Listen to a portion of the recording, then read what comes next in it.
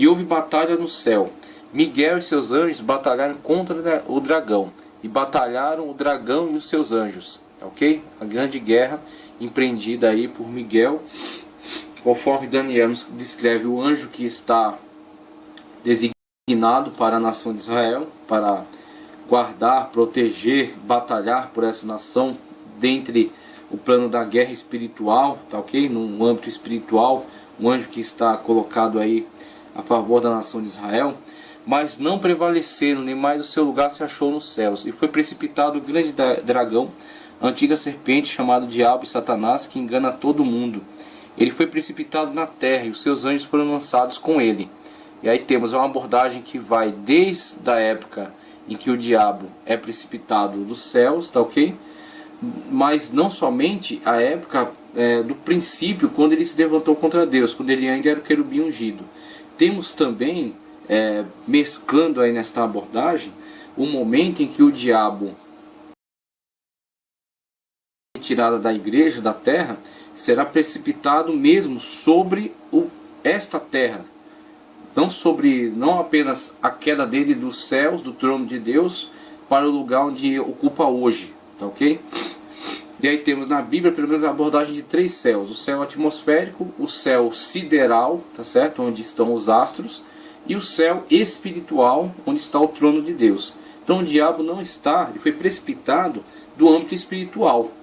Mas temos Paulo, por exemplo, falando acerca das potestades do ar, das dominações do ar, os anjos que estão constantemente trabalhando, operando nesse plano do céu sideral, acima do céu atmosférico.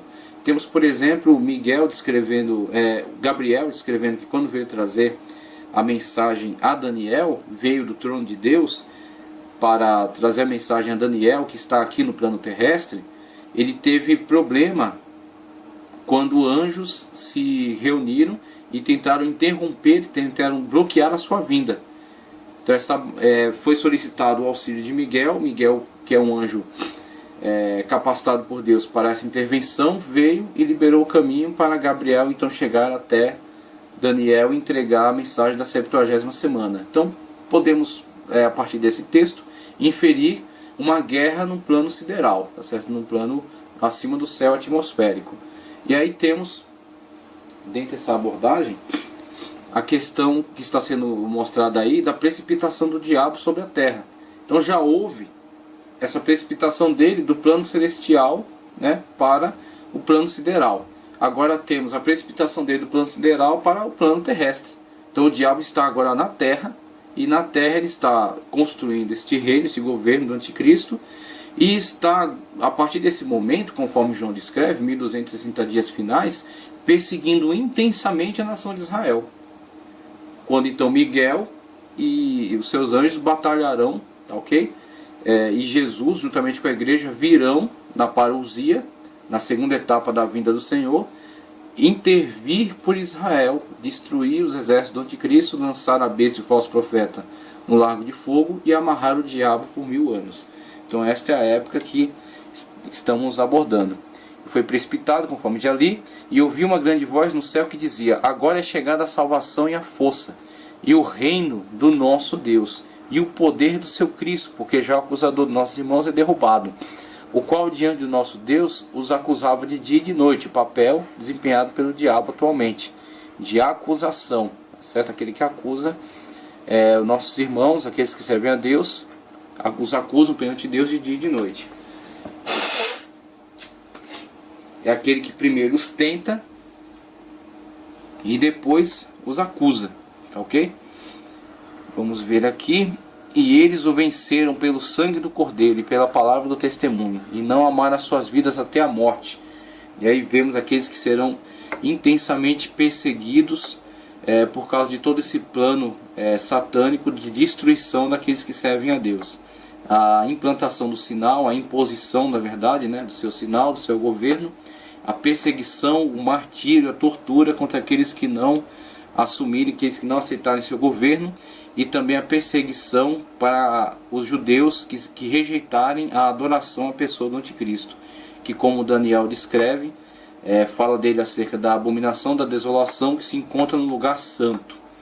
Então temos aí no começo do governo do anticristo, tratamos acerca da proposta de interpretação, abordando a questão do templo, conforme aquele plano que já foi desenvolvido lá atrás por Herodes, né, a aliança com os judeus a partir da construção do templo, né, a aproximação dos judeus, né, ganhou a simpatia deles através dessa proposta, a nova apresentação dessa proposta no plano escatológico, quando o anticristo ganhar a simpatia dos judeus para si, com a reconstrução do templo, na área do templo onde estava o templo de Salomão, ok? A remoção do domo da rocha, da mesquita de Al-Aqsa, para a construção do futuro templo, com a retomada dos sacrifícios, ok? A possibilidade do anticristo ser da tribo de Dan, a tribo que não é mencionada entre os 154 mil, o que o aproximaria ainda mais do que Herodes, que era um idumeu, tá, ok? O aproximaria mais ainda dos judeus. Mas quando então o templo já reconstruído e os sacrifícios já retomados, né? Já toda a rotina do templo, do calendário santo de Levítico já restabelecida, o anticristo, conforme descrito por Daniel, adentrando ao lugar santo e exigindo adoração para si, não para Deus, mas para si mesmo. E diante dessa atitude, a rejeição dos judeus e a intensa perseguição do anticristo para com eles, conforme é descrita nessas imagens, nessas figuras tipológicas aqui. Então será o momento em que o dragão vermelho empreenderá toda a sua fúria contra a mulher vestida de sol, tá certo? Que deu à luz o Messias, a nação de Israel. Então é nesse momento que vemos aí esta alegria no céu por causa da queda do diabo, né, da conclusão da história, por causa não da perseguição, mas pelo fato de que Deus vencerá o diabo e finalmente dará a ele o juízo que ele merece, tá, ok? E aí temos no versículo 12: por isso alegrai-vos ó céus, e vós que neles habitais, ai dos que habitam na terra e no mar, porque o diabo desceu a vós e tem grande ira, sabendo que já tem pouco tempo, ou seja, tem 7 anos, nos quais ele empreenderá esses grandes projetos, né? E quando o dragão viu que fora lançado na terra, perseguiu a mulher que dera à luz o filho homem, e foram dadas à mulher asas de grande águia, para que voasse para o deserto, ao seu lugar, onde é sustentada por um tempo. Veja aqui a abordagem: um tempo, tempos, 1 mais 2, 3, e metade de um tempo, 3,5, fora da vista da serpente. E a serpente lançou da sua boca atrás da mulher o mesmo dragão, que era simbolizado lá pelo dragão vermelho de 10 cabeças.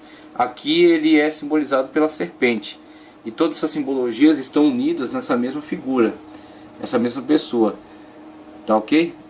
São diferentes descrições para o mesmo ser, para a mesma pessoa.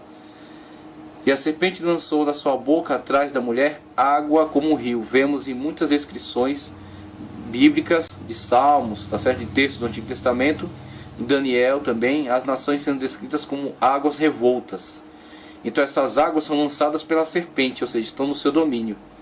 E a serpente lança atrás da mulher água como um rio, ou seja, nações que irão ser lançadas contra Israel numa investida bélica, uma investida de destruição total, tá, ok? Genocídio contra a nação de Israel, para que pela corrente a fizesse arrebatar. E a terra ajudou a mulher, e a terra abriu a sua boca e tragou o rio que o dragão lançara de sua boca. E o dragão irou-se contra a mulher e foi fazer guerra ao remanescente da sua semente, os que guardam os mandamentos de Deus e têm o testemunho de Jesus Cristo. E aí vemos algumas nações que se alinharão para defender Israel contra essa investida satânica, que serão também alvo da guerra, da batalha do anticristo, né, contra essas nações que se alinharem para defender Israel, e a intensa perseguição do anticristo contra Israel e contra todos aqueles que rejeitarem o seu governo.